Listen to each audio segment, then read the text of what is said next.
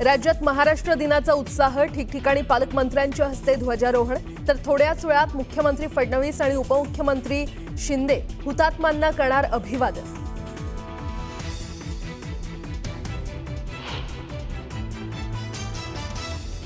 पंतप्रधान नरेंद्र मोदी आज मुंबई दौऱ्यावर, वेविज मोदींच्या हस्ते होणार उद्घाटन। मोदींच्या दौऱ्यानिमित्त मुंबईत पोलिसांचा कडक बंदोबस्त।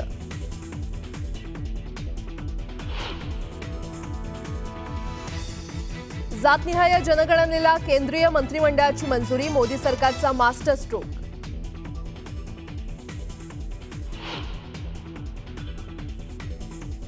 जातनिहाय जनगणना करण्याच्या केंद्राच्या निर्णयाचं काँग्रेसकडून स्वागत। जातनिहाय जनगणना कधी करणार, काँग्रेसचा सवाल।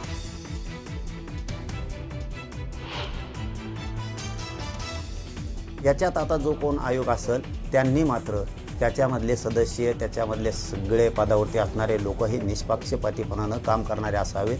आकडा फुगून सांगणार नसता पुन्हा देशाला आंदोलनाच्या पवित्र्यात जावं लागेल। जातनिहाय जनगणनेत आकडा फुगवून दाखवल्यास पुन्हा आंदोलन करू, जरांगे पाटलांचा केंद्र सरकारला इशारा।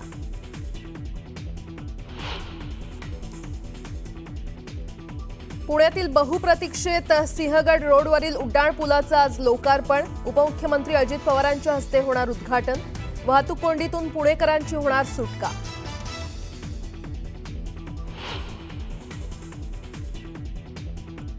मदर डेअरीनंतर अमूल दुधाचे भाव 2 रुपयांनी वाढले, आजपासून नवे दर लागू होणार।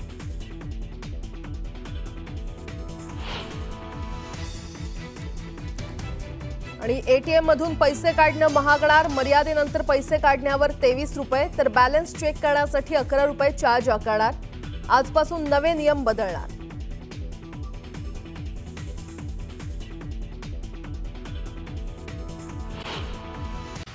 मंडळी, देशात शेळ्या मेंढ्यांची नोंद होत होती, पण त्यांना सांभाळणाऱ्या माणसांची होत नव्हती।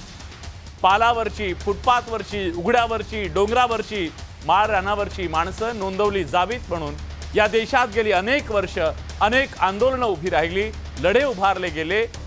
देश में जिसकी जितनी भागीदारी उसकी उतनी हिस्सेदारी ही घोषणा बेंबीच्या देठापासून दिली जात होती।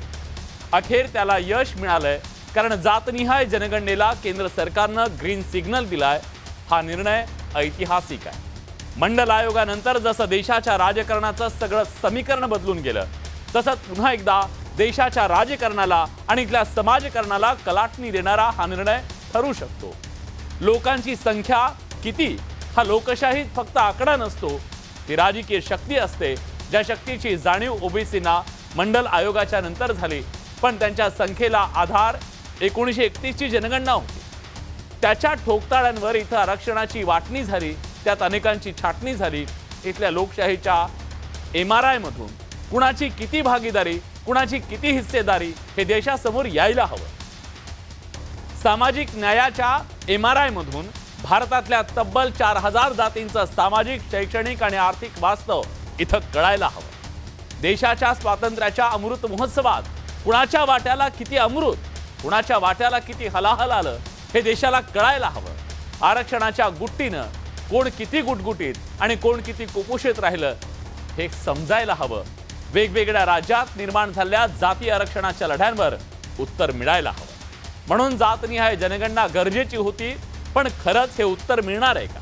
या निर्णयाच्या टायमिंगला बिहार निवडणुकीची राजकीय किनार आहे। एका बाजूला सरकारनं मुद्द्यावरून रान पेटवणाऱ्या विरोधकांच्या गोटातली हवा काढून घेतली आहे, तर दुसऱ्या बाजूला जातनिहाय जनगणना केल्यास धर्मात उभी फूट पडेल, जातीयवाद वाढेल असं म्हणणाऱ्या सरकारच्या पाठीराख्यांची गोची केली आहे का? ओबीसी आमचा DNA असं म्हणणाऱ्या भाजपनं आपली ही वोट बँक अधिक मजबूत केली आहे का? प्रश्न अनेक आहेत। आणि या सगळ्याच्या दरम्यान मोदींचा हा मास्टर स्ट्रोक की मजबुरी, याची चर्चा पण बघूया खास रिपोर्ट। देशात जातनिहाय जनगणना होणार, केंद्र सरकारचा ऐतिहासिक निर्णय, मोदी सरकारचा मास्टर स्ट्रोक। देशात गेल्या काही वर्षात जातनिहाय आरक्षणाचा मुद्दा गाजतोय। या पार्श्वभूमीवर देशात जातनिहाय जनगणना केली जावी अशी गेल्या अनेक दिवसांपासूनची मागणी होती। देशात कोणत्या जातीची किती संख्या आहे ते समोर यावं अशी भूमिका मांडण्यात येत होती. या सगळ्या पार्श्वभूमीवर देशात जातनिहाय जनगणना करण्याचा निर्णय घेण्यात आला. 2025-26च्या सुरुवातीला देशभरात जातीय जनगणना केली जाईल असा मोठा निर्णय केंद्र सरकारनं घेतलाय. काही राज्य सरकारांनी सर्वे करण्याचा प्रयत्न केला, पण राज्य सरकारनं केलेल्या सर्वेत पारदर्शकता नव्हती असं अश्विनी वैष्णव यांनी म्हटलं.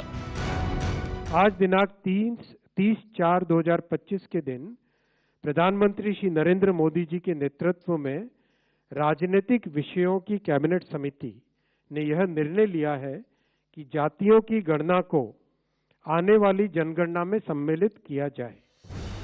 भारतात ब्रिटिश राजवटीत 1872 मध्ये पहिल्यांदा जनगणना झाली. त्यानंतर 1931 पर्यंत ब्रिटिशांकडून जनगणना करण्यात आली. त्या जातीची नोंदणी करण्यात आली होती. 1951 साली स्वातंत्र्य मिळाल्यानंतर भारतात पहिली जनगणना करण्यात आली. त्यानुसार केवळ अनुसूचित जाती आणि अनुसूचित जमातीच्या नागरिकांचं जातीच्या आधारे वर्गीकरण करण्यात आलं होतं. देशात जातनिहाय जनगणना करण्याच्या निर्णयाचं सर्व राजकीय पक्षांनी आणि संघटनांनी स्वागत केलंय. समाज हाच म्हणायचा की आमची जाती जनगणना करा, जातनिहाय जनगणना करा. महाराष्ट्रासहित देशातल्या इतर राज्याची ही मागणी होती. आज ऐतिहासिक महत्त्वपूर्ण निर्णय केंद्र सरकारने घेतला, मोदीजींनी घेतला.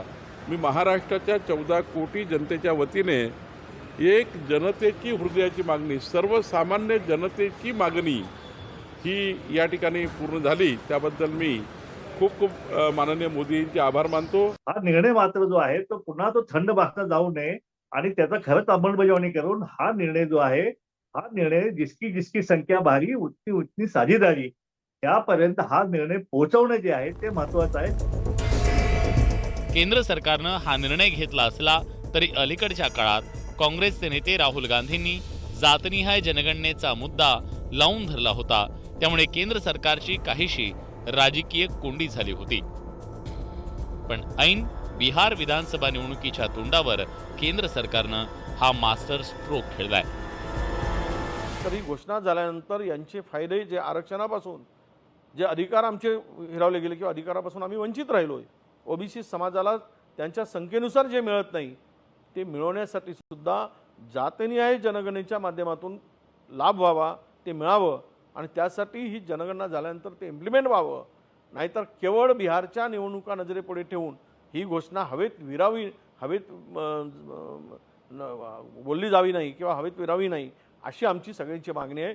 मी वैष्णवजींनी किंवा केंद्र सरकारने घेतलेल्या निर्णयाचं आम्ही मनापासून स्वागत करतो. देशात लवकरच जातनिहाय जनगणनेच्या प्रक्रियेला सुरुवात होणार आहे. या देशात कोणत्या जातीची संख्या किती आहे याची आकडेवारी यातून समोर यायला मदत होणार आहे. Bureau report, news 18 Lokmat.